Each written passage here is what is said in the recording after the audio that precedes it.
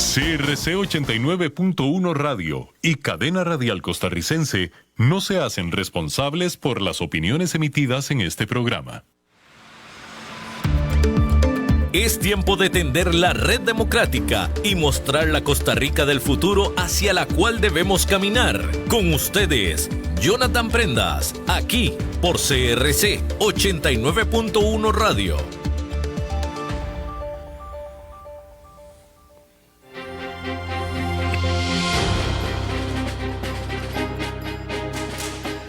Saludos, ¿qué tal mis buenos amigos de Red Democrática? Bienvenidos a un nuevo programa directo desde la cabina principal de la 89.fm para todo Costa Rica, en redes sociales, en plataformas digitales, en @CRC89.1 Radio, @Jonathan Prendas, @Red Democrática y en TikTok también, @Jonathan Prendas, para que puedan pues escuchar y alimentar sus conocimientos con nuestros invitados, un staff de colaboradores que siempre están dispuestos a venir a la emisora por plataformas digitales a generar opinión sobre temas de alto valor para que ustedes puedan tener una connotación más completa de lo que pasa en Costa Rica, fuera de nuestro país y que nos implica a todos para la toma de decisiones que tenemos que hacer en función de heredarle a nuestros hijos y nietos un mejor país en el cual puedan vivir. Esa es la principal consigna con la que trabajamos siempre acá en la Fundación Red Democrática, que hace la producción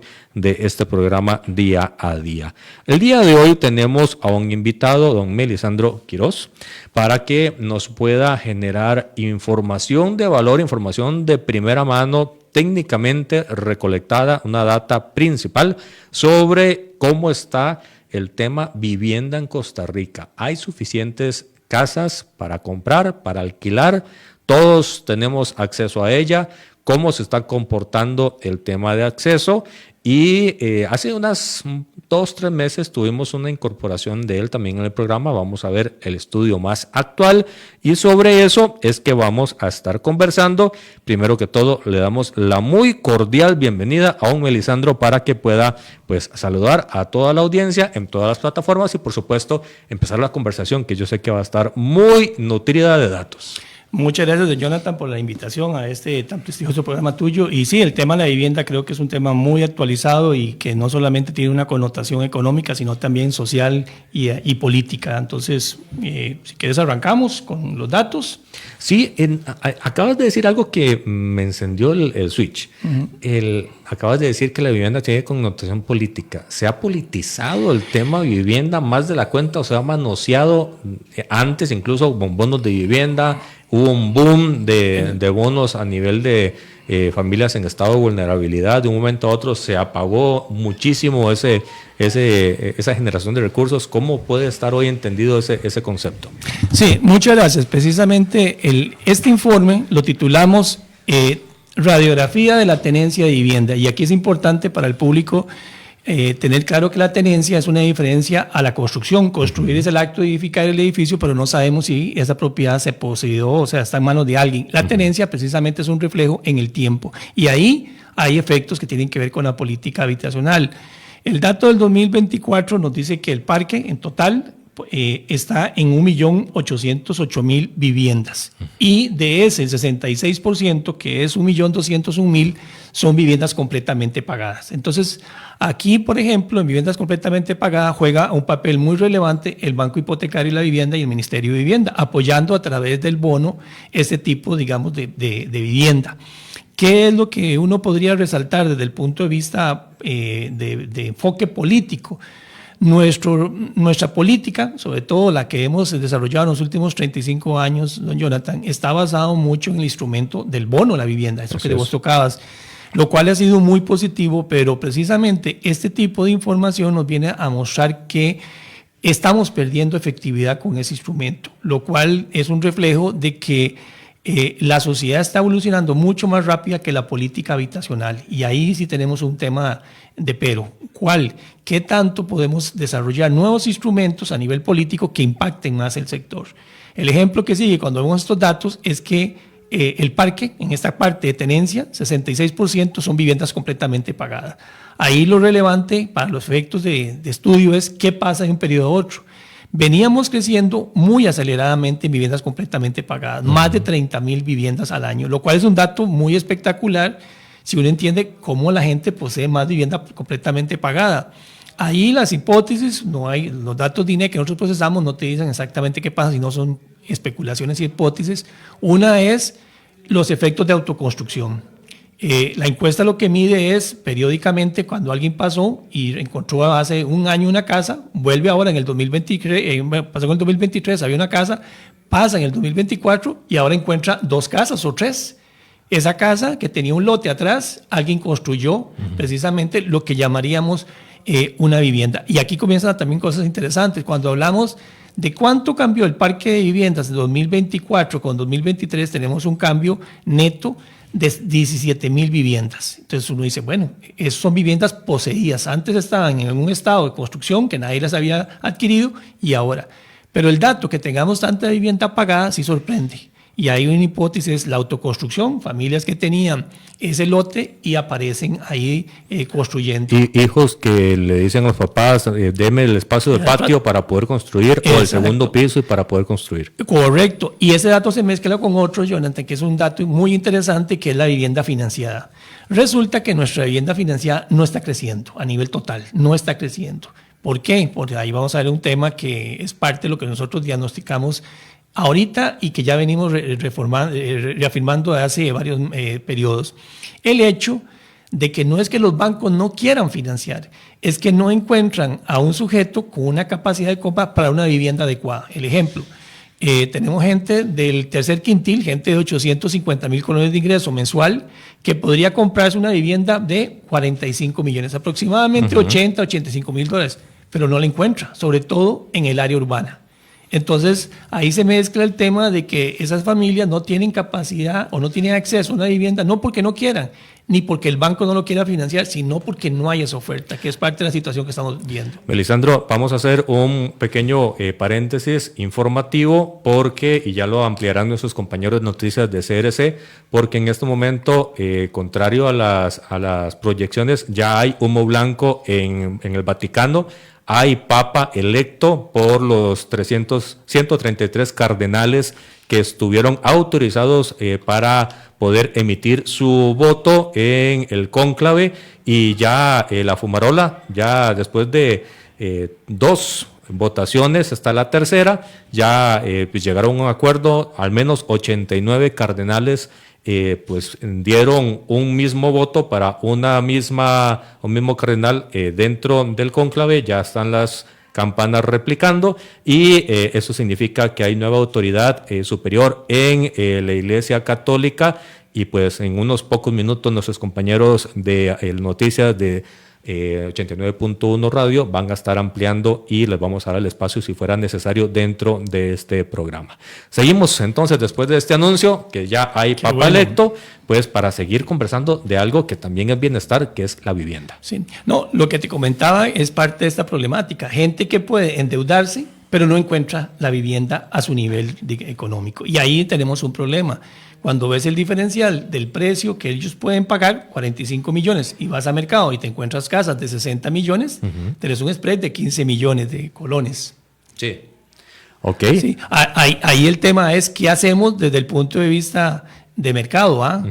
El bono, en la parte tradicional, ha sido un mecanismo que complementaba la demanda. Era ese elemento que te ayudaba un poquito a pellizcar la compra. Pero cuando ves el spread de diferencia entre lo que hoy es lo que pueden comprar y lo que hay en mercado, son 15 millones. El bono en este momento ronda aproximadamente unos 9 millones. Así es. Entonces, aquí estamos en un universo bastante perverso y que es un tema político delicado.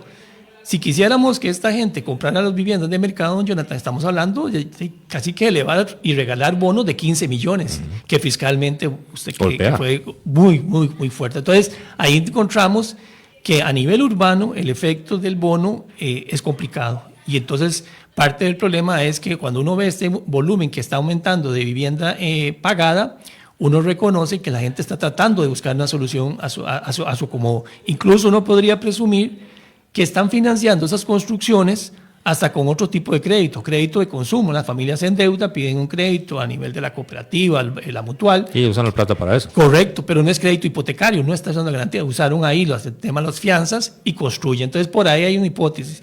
El otro elemento, cuando ves que el mercado no da solución, es el second best que tenemos con respecto al mercado de la vivienda propia. ¿Cuál es? La vivienda en alquiler. La vivienda en alquiler viene creciendo muy fuertemente, sobre todo después de la pandemia. Veníamos aumentando 25,000 unidades por año. ¿Qué pasó en este 2024? No hubo aumento en la vivienda de alquiler. Más bien, cuando la vemos dentro de los sectores por regiones, encontramos que San José perdió más de 3,000 viviendas en alquiler. Es decir, teníamos un parque de una cantidad de viviendas en alquiler y dejaron de estar en alquiler en 2024 3,000 viviendas. Eso pasó en la región central y en la región Chorotega. Paralelamente, cuando uno empieza a ver la composición, que es parte de todo este juego de cómo se mueve la vivienda desde el punto de vista de tenencia, encontrás que en San José lo que aumentó, paralelo a la caída de la vivienda en alquiler, fue la vivienda cedida o prestada. Entonces uno podría presumir que alguien que anteriormente estaba alquilando una vivienda, resulta que ahora ya no está en ese estado, porque el propietario usó esa vivienda para cederse a los hijos a un tema de familia. Entonces, eso es un efecto que tuvimos en San José. En la región Chorotega perdimos vivienda en alquiler, también 3,000 unidades en la región Chorotega, que está muy dinámica desde el punto de vista comercial, y aumentó la vivienda completamente pagada. Entonces ahí uno de nuevo pensaría algún tipo de negociaciones que se están haciendo entre las familias para ver cómo compran alguna vivienda y ya dejan de alquilar. Entonces, algo de esto está pasando ahí. Y hay un tema correlacional de indicadores que sería bueno hacer, o no sé si lo tenés, es el tema del empleo en estas zonas. Porque estaríamos hablando, si no es por aumento de empleabilidad dentro del matrimonio, dentro de una casa, estaríamos hablando de que entonces hay sectores de la población damnificados y otros que están más bien más activos, como los media alta o alta. Correcto. Aquí, de nuevo, todo se va como acomodando en algunas medidas. ¿Qué también pasó en 2024 entre lo que estás comentando? Aumentó las viviendas en precario. Teníamos casi 3 años que veníamos decayendo y resulta que tenemos un boom y hay que reconocer que la vivienda en precario, hay que ser honestos, no es un tema político, pero hay que decir que la participación de vivienda en precario no representa más de un 1%, pero sí, a nivel ya de sociedad hay que reconocer que pasamos de tener 14,000 viviendas en precario a tener 20,000. Ese número no mueve la aguja del 1%, pero sí aumentó en el área de la región central y en las costas. Entonces ahí también uno reconoce que puede haber problemas de accesibilidad desde el punto de vista que no son sujetos de crédito, que no tienen suficiente ingreso y que optan por las viviendas de este tipo.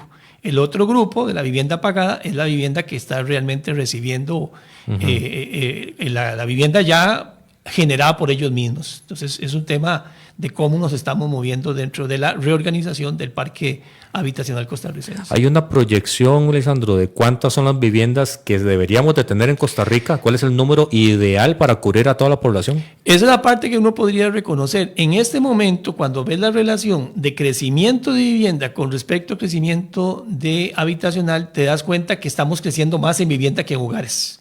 No hay un problema realmente de velocidad, sino más bien de posesión. Cómo la sociedad se apropia de esas viviendas. Ahora, el caso de Guanacaste es un reflejo también de situaciones que pueden ser señales de que ahí tenemos una vivienda comercial. O sea, ya estamos hablando, no podemos hablar todavía, a mí no me gusta todavía hablar del tema de gentrificación porque no hay datos suficientes para hablar de eso.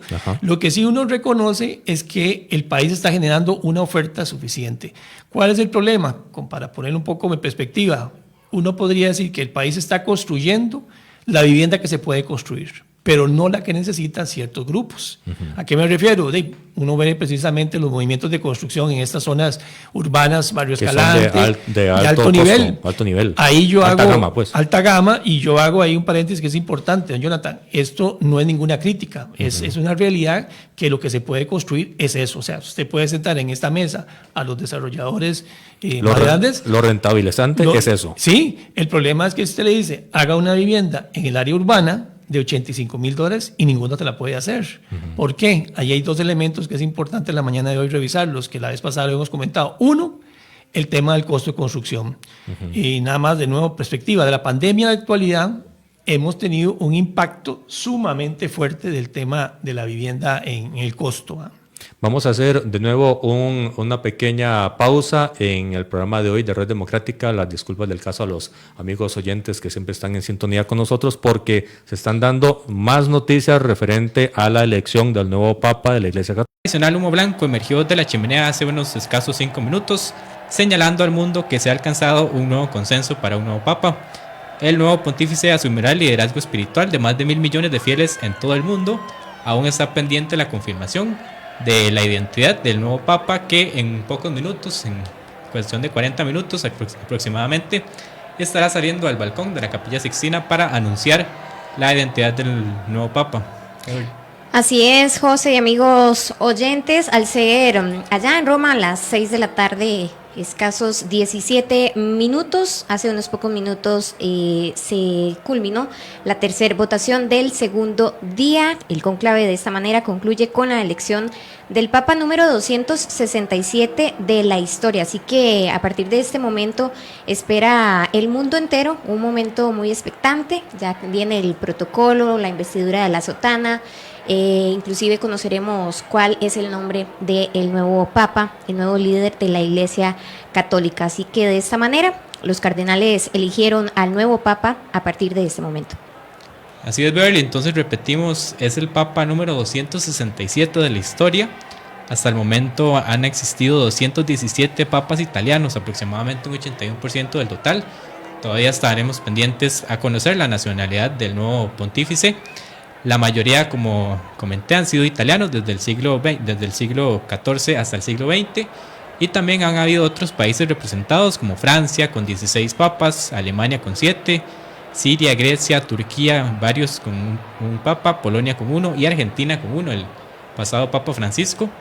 Y igualmente recordamos algunos datos: el papa más joven en asumir el pontificado fue Papa Benedicto IX, con una edad estimada entre 11 y 20 años, entre los periodos entre 1032 y 1048. Y por su parte, el Papa de mayor edad al asumir el pontificado es el Papa Clemente número 12, con 78 años, entre los años 1730 y 1740. Igualmente el Papa Benedicto XVI en el 2005, que asumió a los 78 años y 3 días, y el Papa Francisco, que fue el último que asumió en el 2013, asumió a los 76 años.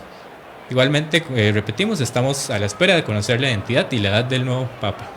Así es, y como ha sido la tónica en las elecciones anteriores del líder de la Iglesia Católica, al segundo día ya salió el nuevo Papa electo.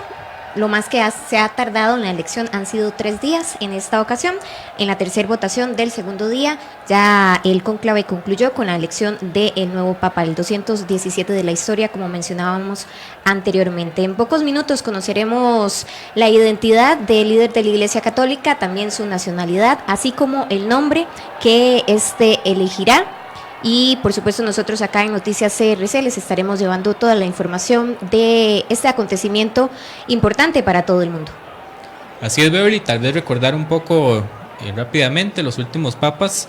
En 1978 el Papa Juan Pablo I, de nombre Albino Luciani, que fue elegido el 26 de agosto tras la muerte de Pablo VI. Su pontificado fue uno de los más breves, recordemos, 33 días apenas estuvo en el cargo. En 1978 asumió el Papa Juan Pablo II, que fue elegido el 16 de octubre después del fallecimiento de Juan Pablo I, y fue el primer Papa no italiano en más de 450 años, y fue también uno de los papados más longevos. Igualmente en el 2005 el Papa Benedicto XVI, Joseph Ratzinger, que fue elegido el 19 de abril tras la muerte de Juan Pablo II, y fue elegido igualmente en 2 días en la cuarta votación. En esta ocasión se dio en la tercera la elección papal. Y el último, recordemos, el Papa Francisco en el 2013, Jorge Mario Bergoglio, que fue elegido el 13 de marzo tras la renuncia de Benedicto XVI, y fue el primer Papa jesuita, el primero de América Latina y el primero no europeo en más de 1200 años. Así es, entonces invitarlos para que continúen con CRC 89.1 Radio. En cualquier momento nuevamente estaremos llevándole la información apenas conozcamos la identidad del nuevo líder de la Iglesia Católica. También invitarlos para que continúen el seguimiento a través de nuestras redes sociales, crc.cr, las redes sociales tanto en Instagram, en Facebook, nuestro canal de Telegram y WhatsApp, donde les estaremos llevando la información de última hora. Así es, Beverly, muchas gracias y muy buenos días a todos los oyentes.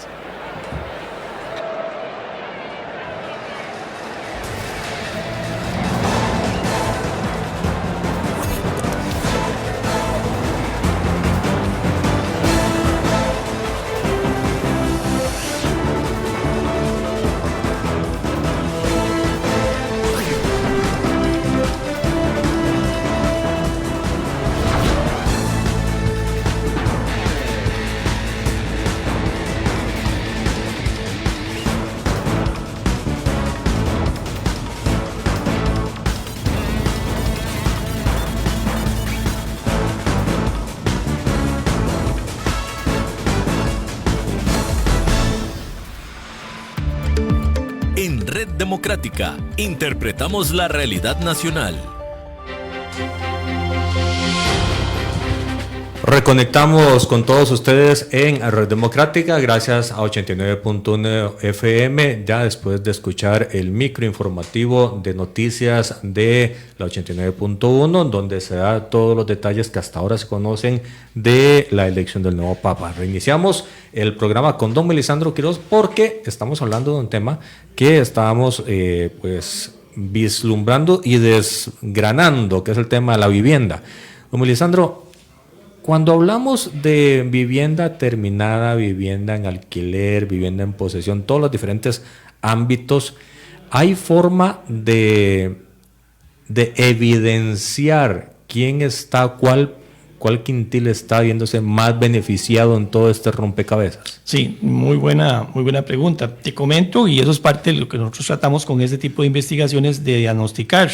Aquí uno podría reconocer, por ejemplo, que es parte de los perfiles. Cuando uno ve el primer quintil, familias de unos 250,000 colones, ahí lo que uno reconoce es que la tenencia principal es vivienda propia, pero el efecto es sobre todo por el tema de vivienda social. Ese grupo está muy bien impactado y realmente ahí uno ve el impacto político que ha tenido el bono. Este grupo también ha mostrado en los últimos años también indicios, que no era tan constante, pero sí lo muestra, de crecimiento en la vivienda de alquiler, señal de que todavía el efecto del bono se está limitando. Y ahí quería comentarte un tema que es parte de esta realidad que estamos viviendo. El Banco Hipotecario de la Vivienda otorgó el año pasado 9,730 bonos más o menos. Cuando ves la distribución de esos bonos, te das cuenta que prácticamente el 78% es fuera del GAN. Y entonces uno dice, bueno, pero ¿por qué no da más bonos en el GAN? Y lo que te estaba comentando ahorita era el tema de la vivienda que se puede hacer y la vivienda que necesitamos. Cuando usted hace la revisión de los bonos entregados en el área urbana, por ejemplo, Escazú, un bono de vivienda. Santana, un bono de vivienda. Costos de territorio, costos de construcción. Totalmente. O sea, no es que el banco no quiera dar, es que ¿dónde encuentra usted un proyecto que usted pueda realmente impactar con el bono en el área urbana? Entonces, ahorita que estábamos comentando este tema, la vivienda que se puede construir, vos te das cuenta que los elementos que impactan, uno, costo de construcción. Y ahí sí hay un tema que no se puede brincar uno. De la pandemia, 2020 a la actualidad, el costo de construcción de vivienda, prácticamente clase media y vivienda social, no es que sea muy por debajo, ha aumentado casi un 25%. Eso significa que una vivienda que hace 5 años costaba 50 millones, ahora cuesta 12 millones más. Entonces, y las empresas constructoras no son sin fines de lucro. Totalmente. Obviamente son una empresa privada. Claro, y ahí hay que reconocer que yo creo que el esfuerzo del sector se ha hecho evidente hasta donde puedan de qué es lo que te puedes bajar. Entonces vos das una vuelta en San José y comparativamente en el 2014, al verlo en la actualidad en 10 años, usted no veía viviendas de menos de $150,000. Ahora ves cuál es el problema, que todavía, aún bajando, nos ubicamos en viviendas aquí en el área urbana, la más barata que podrías encontrar son $110,000, unos 65, y llegamos otra vez a cuenta de esta gente que tiene en el tercer quintil la posibilidad de comprar una de 45, pero no de 60. Y entonces ahí el otro elemento que pesa en este tipo de situaciones, la vez pasada lo comentamos, incluso usted me habló de una acción que habían hecho en la legislación pasada, el tema de los terrenos públicos, porque ociosos. Claro, porque el elemento importante para que el público lo tenga claro es que un costo por metro cuadrado aquí en los alrededores de La Uruca ronda casi los $800 por metro cuadrado. Carísimo. Sabana, $1,500. Entonces, Escazú, $1,000. Entonces, ya eso es un impacto que usted traslada al tema de la vivienda. Y entonces usted dice, ¿por qué no hay vivienda más barata? Es que el componente de tierra más costo de construcción impide que eso pueda bajar. Y al tener vivienda más costoso, el alquiler en esas nuevas viviendas también es costoso. Entonces, ahí sí hay un elemento de revisar la política pública de qué tanto se puede hacer con este tipo de temas del terreno de las tierras. Y sí o sí, dentro de los quintiles es idealmente que ambas personas del matrimonio o de la unión libre estén trabajando y teniendo efectos salariales importantes para poder dar el ancho de banda de un préstamo. De hecho, cuando vemos el parque habitacional desde el punto de vista de Estado civil, no hay donde perderse. El que controla el parque habitacional, el que tiene más tenencia, son las familias casadas. Ese es el primer grupo que más tiene. Ahí tenemos un 36%. Esas familias, en su mayoría, son las que también a su vez poseen el parque de vivienda financiada, porque los dos ayudan a tener. Cuando ves de nuevo el 2024, ¿qué fue lo que aumentamos en vivienda financiada, viviendas con préstamos? Prácticamente es el cuarto quintil, un pedacito, que es familias de 1.200.000, y donde aumentó la vivienda con crédito fue en el quinto quintil. Familias de 2.6 millones de colones, que son precisamente las que pueden comprar esto. Y entonces ahí de nuevo, familias del tercer quintil, estas de 850.000, no mostraron aumento en vivienda financiada. No es que no puedan, es que no encuentran. Entonces, parte del tema es eso. Que es relevante también en este informe de 2024, que después de las familias casadas, el otro grupo que venía teniendo el control, la mayor participación, en segundo lugar, eran las parejas en unión libre, que obviamente de nuevo es una unión económica que ayuda a la vivienda. Sin embargo, 2023 y 2024 viene aumentando muy fuertemente y ya superó en segundo lugar a las parejas en unión libre, los solteros.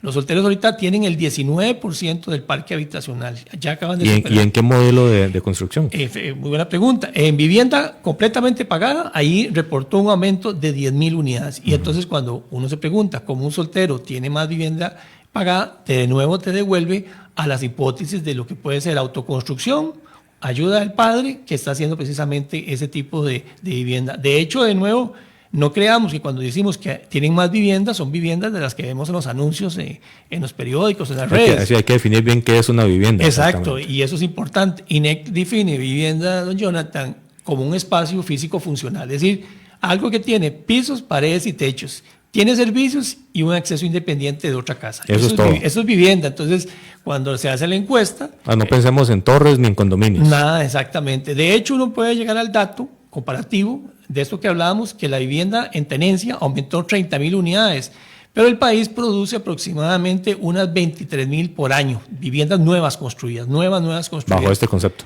No, en la construcción total, quitarle ahí unas 8.000, 9.000 de Bambi y te quedan del Banco de Interés Social y te queda que la empresa privada produce aproximadamente unos 16.000 viviendas en este país. Entonces, de nuevo, cuando ves que el parque habitacional crece más que la construcción, lo que estás viendo es que la gente está generando una tenencia más acelerada de lo que el sector puede hacer. Está solucionando. Está solucionando de alguna manera. Entonces ahí volvemos al tema de la autoconstrucción. CEFIA, por ejemplo, sacó este dato este año, que sigue siendo un dato relevante. Cerca del 20% de los permisos de construcción, hay construcciones en un 20% que no tienen permisos de construcción. Entonces ese dato... Fines de semana, en la noche y feriados. Totalmente, y ahí no le llega. Y mucho puede estar pasando, parece mentira, en este tema de la región central, que tiene que ver con las periferias, que en las casas, en las propiedades de los papás, se hacen este tipo de construcciones. Hay un detalle particular, Melisandro, y es que esas propiedades no son ilimitadas. Obviamente va a llegar un momento en donde ya lo posible se hizo. Pareciera que ese es muy buen punto. Pareciera que este dato del 2024 muestra algo de eso que estás comentando, porque venía creciendo la vivienda completamente pagada de estas modalidades 30.000 unidades, lo cual, te digo, era muy sorprendente. Y este 2024 volvió a aumentar, pero la mitad. Cerca de 16.000, 17.000 unidades. Desaceleró. Pareciera que hay señales de que lo que estás comentando es lo que está pasando. Ahora, ¿qué sucede? De nuevo, estos grupos, en este caso los solteros que aumentaron en esa parte, es un reflejo también de una situación hasta que podríamos decir sociodemográfica, el tema de la independencia, cómo un hijo quiere salir de la casa y qué oportunidades encuentra. Si no es con este tipo de modalidades, digamos, autoconstructivas familiares, en los solteros y en los divorciados, que fue un tema también interesante, en estos dos grupos aumentó la vivienda en alquiler. En los solteros, más de 3.000 unidades y divorciados aumentaron también. ¿Y en qué nivel de alquiler? ¿En cuánto? Prácticamente lo que aumentó en vivienda de alquiler es precisamente el segundo quintil, que son esas familias de 500.000 colones. Si sacamos, pongámosle... Alquileres de 100.000 colones. No, un poquito más alto, pero sigue siendo muy impactante para esas familias pagar esos montos. Claro. Ahí hay un tema que uno puede Porque decir... ese grupo familiar normalmente no tiene vehículo y normalmente es traslado de autobús, Correcto. más servicios públicos, más la vivienda, más la alimentación. Es pesado. Nosotros en el CENFI hemos hecho algunos estudios generales, pero ahí, por ejemplo, podrías presumir que es parte también de un tema que lleva a reflexión desde el punto de vista de estrategias políticas. ¿Cuánto representa la cuota de alquiler con respecto al ingreso familiar? Y te encontrás que cuando ves ese dato llega a niveles de 40-45%. Los estándares internacionales usan un término que se llama asequibilidad, no accesibilidad, sino asequibilidad. Asequibilidad es que usted debería pagar. Sí, pero usted debería... La asequibilidad se refiere a lo que usted debería pagar cómodamente. Y entonces en alquiler, una de las hipótesis que se maneja a nivel internacional, Jonathan, es que no deberías de dedicar más del 30%. ¿Por qué?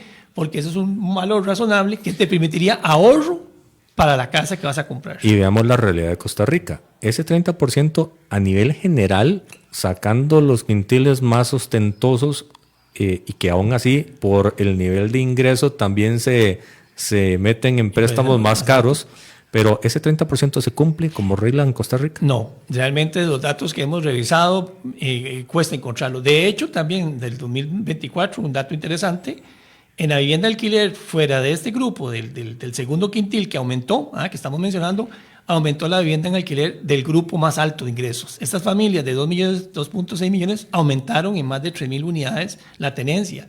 También hay reflejos de patrones sociales, porque este grupo podría comprar la casa, pero no lo necesita porque anda viendo temas de comodidad laboral y entonces la vivienda de alquiler es una muy buena opción. Moverse de acuerdo a donde se está trabajando. Exactamente. Entonces ahí nos queda una reflexión que es importante verlo a la luz de las comparaciones internacionales.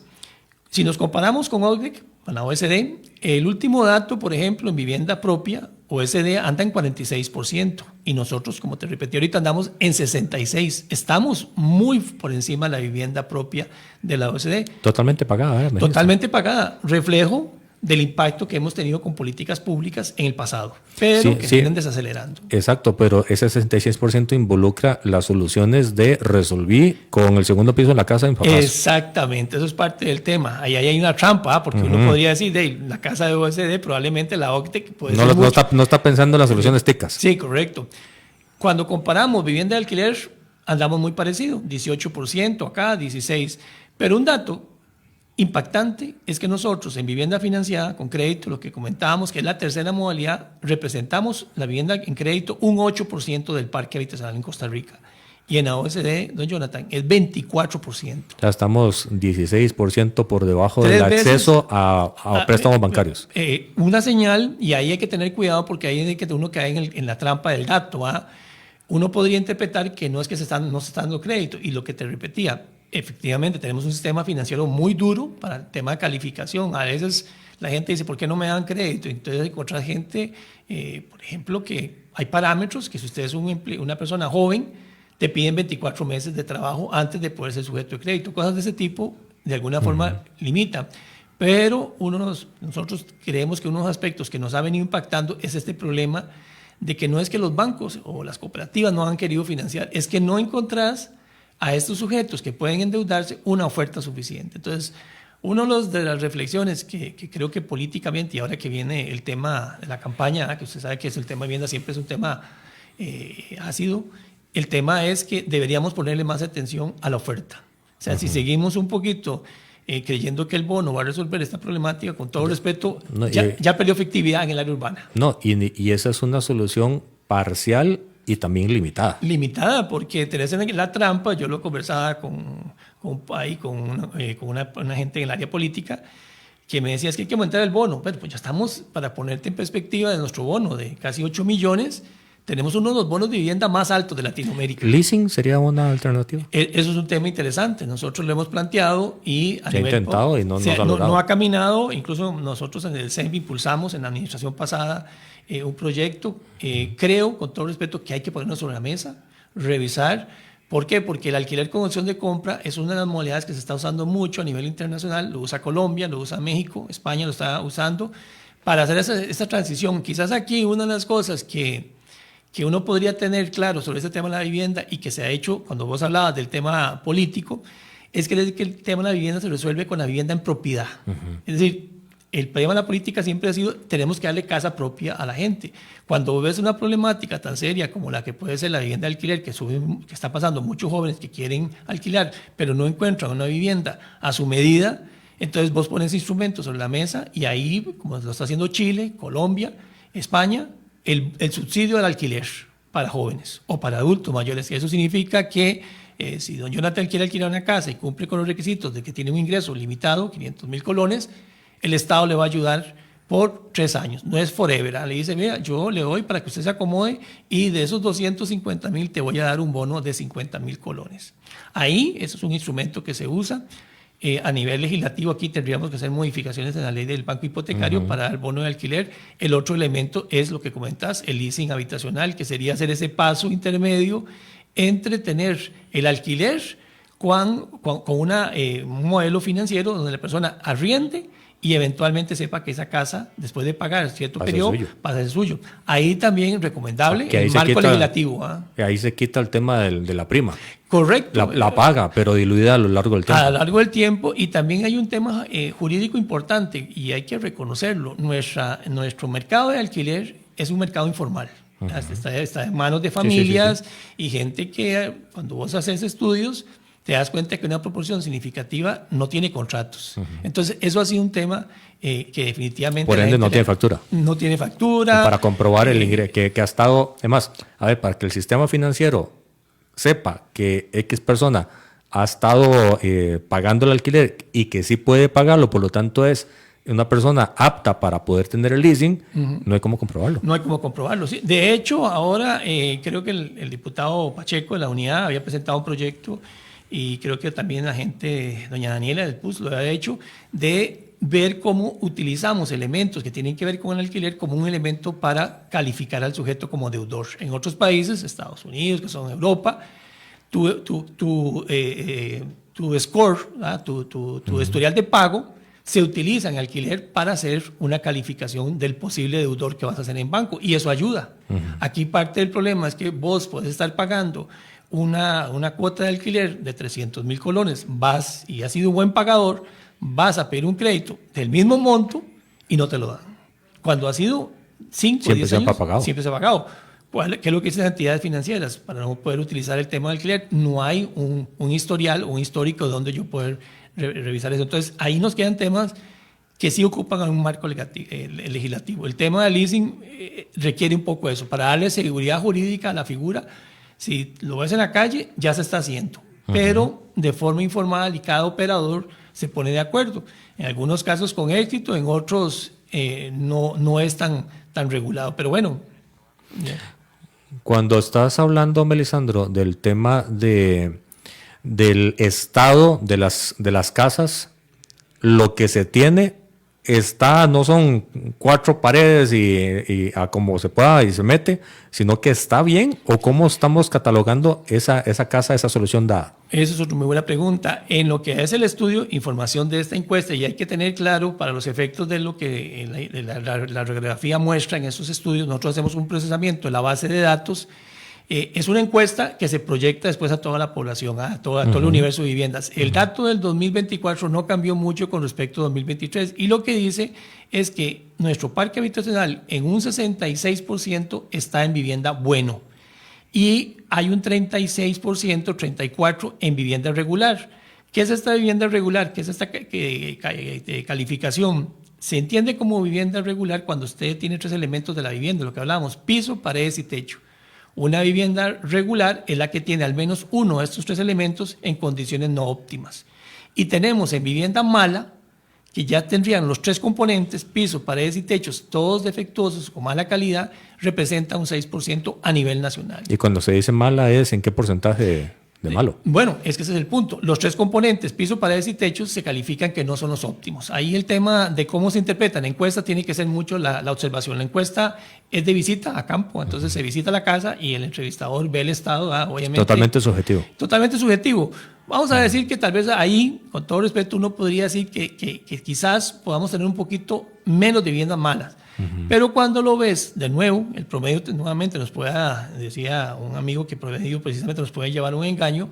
Cuando lo ves por quintil, ese 6% en el quintil de las familias de ingreso más bajo, de 250,000 colones al mes, esas viviendas malas representan un 15%. Entonces ya ves que ya no es lo mismo un 6 que un 15 de las familias más pobres de este país que tienen vivienda más mala. Ahí nos queda también un tema en la política habitacional, que es que algunas veces, y esto hay que decirlo con mucho respeto, siempre en la perspectiva socioeconómica, cree que la solución es darle una vivienda, cuando uno podría pensar que es el tema de cómo mejorarle la vivienda. Entonces ahí nos queda también un elemento de política habitacional que tiene que ver cómo le ayudamos a mejorar. Y parte del problema es que estas familias en su gran mayoría no son sujetas de crédito. El tema es complicado. Cuando vemos las últimas campañas, siempre sale, cuando se habla de vivienda, de el faltante de soluciones de vivienda. Y cuando se dice soluciones de vivienda, estamos hablando de cambiar el zinc porque es un coladero cuando llueve. Y eso es cambiarlo y ya se hizo una solución de vivienda. En este momento, ese número de soluciones, ¿en cuánto está? Porque siempre es el número más esperado de la campaña. ¿Cómo estamos en ese tema? Sí, muy buen dato. Aquí, para ponerte en perspectiva, que es parte de la problemática, el total de viviendas malas del país, de este 1.800.000, que es este 649, serían 115,000 viviendas.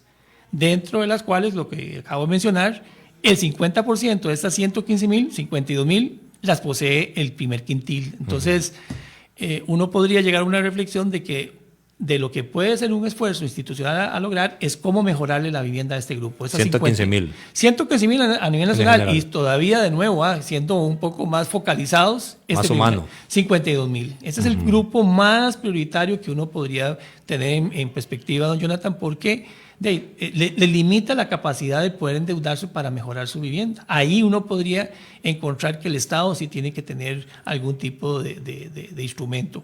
Parte de la problemática es que cuando de nuevo ponemos sobre la mesa nuestros instrumentos de vivienda habitacional, de política habitacional, perdón, es que nos hemos enfocado mucho el bono, incluso hay bono de reparación, pero el acceso está un poco limitado desde el punto de vista de la burocracia está alto, el acceso es complicado, la calificación. Sí. Aquí surgen, por ejemplo, temas, de nuevo, y uno que es economista y lo tiene que ver con la perspectiva más de cómo hacer soluciones más que con un tema político, reconocer que el aparato público, y sobre todo desde el punto de vista del Ministerio de Vivienda, INBO, Banco Hipotecario, tienen limitaciones para articular ese tipo de cosas. ¿Es el estatismo pensado en el asistencialismo tradicional de estos instrumentos la respuesta correcta a lo que viene? Porque ha sido al pasado. Eso es. Pero a lo que viene, ¿es la respuesta que ocupa el país? Ese es el dilema que yo creo, don Jonathan, que los grupos políticos ahora que aspiren a la presidencia deberían poner sobre la mesa. Efectivamente, uno puede decir que los resultados históricos, este 66%, con todo lo que uno pueda cuestionar de esa calidad de las viviendas, ha sido positivo y ha sido producto de este esfuerzo institucional que hemos hecho, particularmente a través del bono de la vivienda, y donde hay que decir que ahí tiene una importancia muy relevante el sector privado, porque el bono es el financiero y el que ejecuta las obras ha sido la empresa privada. Ahí hemos sido muy efectivos, pero ya ese instrumento pierde efectividad en este contexto. ¿Qué debemos de poner sobre la mesa? Otras cosas, lo que estamos hablando, bono de alquiler, leasing habitacional, ¿cómo? Hablando otra vez de la OSD, que nosotros no tenemos comparativamente, cuando ves lo que tiene la Unión Europea, que es parte de un tema que uno se podría cuestionar, es el parque de vivienda público.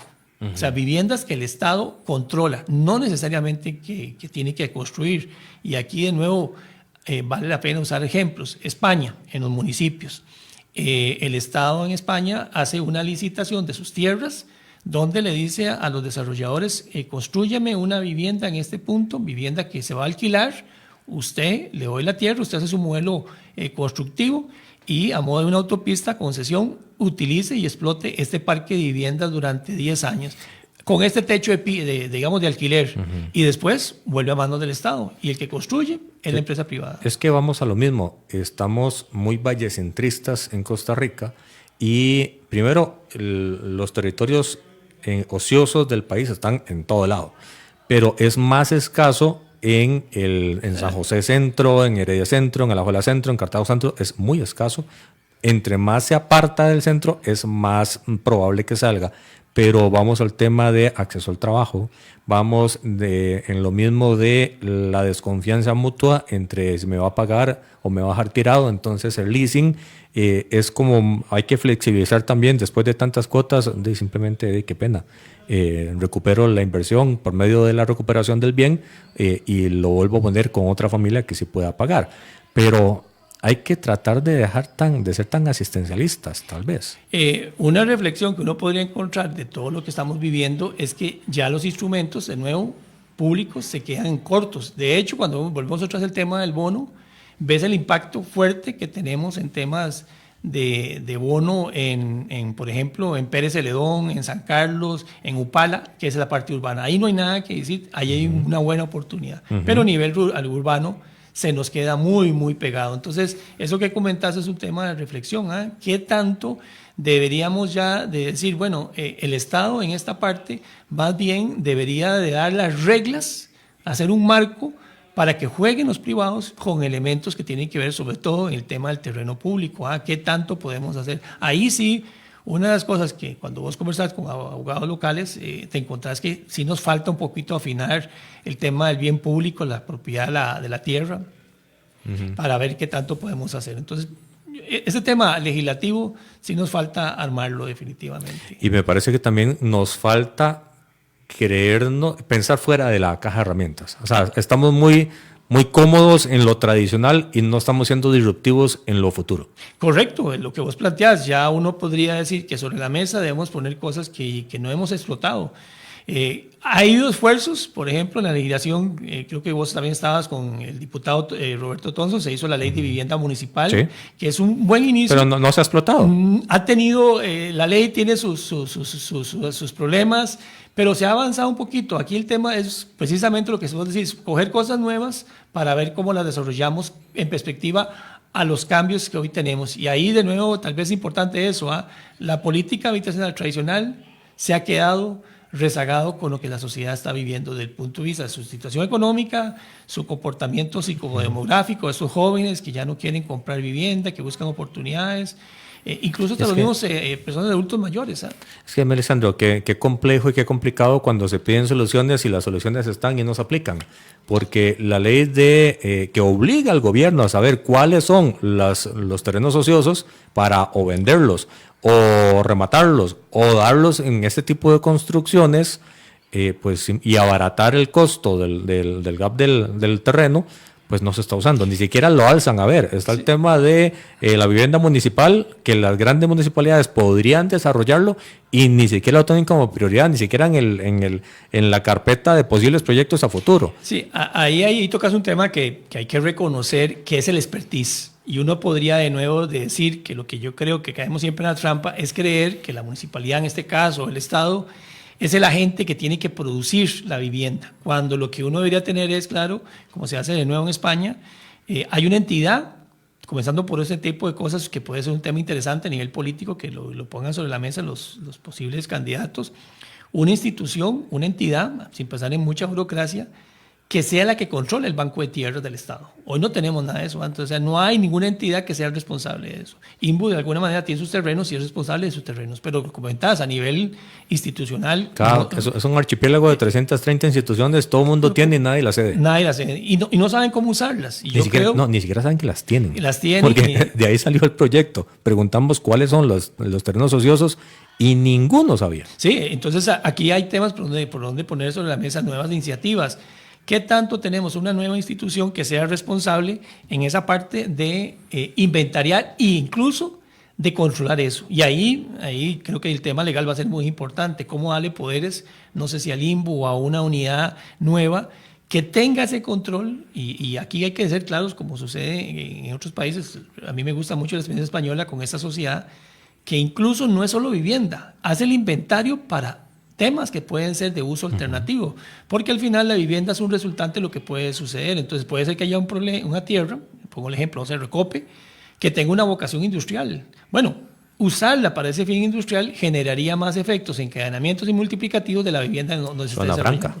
Bueno, zonas francas. Entonces, en resumen, Melisandro, en los últimos minutos que tenemos de programa, ¿es la realidad del ecosistema de vivienda el idóneo o el concepto de es muy amplio, la solución de vivienda nos hace caer en la trampa de que estamos bien y nos hace relajarnos? Yo creo que estamos en esa trampa, precisamente, y yo uso ese ejemplo que he venido comentando. Estamos produciendo la vivienda que se puede producir, sobre todo para estos grupos, y que hay que decirlo, don Jonathan, muy claramente, no porque hagas vivienda de alto valor, eso es fácil de vender. Ahí hay muchos riesgos. Yo felicito a mucho empresario que se dedica a esa área. Hay que reconocer ese esfuerzo empresarial. Pero donde estamos flaqueando es en esta parte de esos segmentos del segundo quintil, tercer quintil, familias de 500,000, de 800,000, que no le estamos dando una solución, ni siquiera a mi vivienda financiada ni mi vivienda de alquiler, lo cual habla un universo muy, muy importante, donde deberíamos ver opciones, así como decías, fuera de la caja. ¿Qué tanto podemos hacer?